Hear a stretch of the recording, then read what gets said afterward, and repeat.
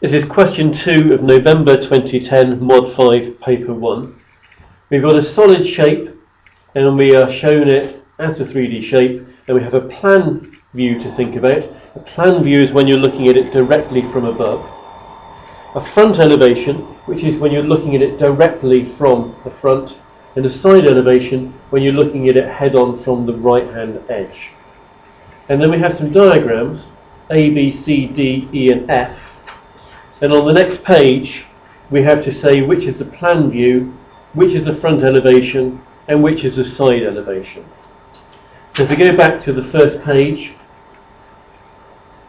part A was asking for the plan view. The plan view is looking down from above, and if you look down from above you will see these 4 faces here and this one out at the side, and the one that fits the plan view is B. So the plan view is B. Part B of the question was asking for the front elevation. When you look at it directly from the front, what you'll see is this face, this face, this face, this face and this face. 4 faces in a row and one above it on the left. And that will be D. So the answer to part B, the front elevation, is shape or drawing D. Part C of the question was the side elevation. For the side elevation, you'll see this face over here, this face here, which will look as if it's above it, and this face here over to the left. And the only drawing that matches that one is drawing E. So drawing E is the side elevation. The final part of that question, 2B, so what is the total surface area of the shape? State the units of your answer.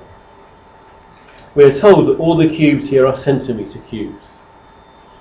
Well, if we look at the surface area, what would be on the top? We'd have 1, 2, 3, 4, 5 faces on the top. If we look at the front, on the front we'd have 1, 2, 3, 4, 5 faces. And from the side elevation, we said there'd be 1, 2, 3 faces. Now that makes 13 faces altogether.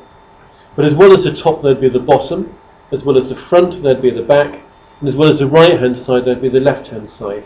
So I need to double that 13 number, so I will get 26.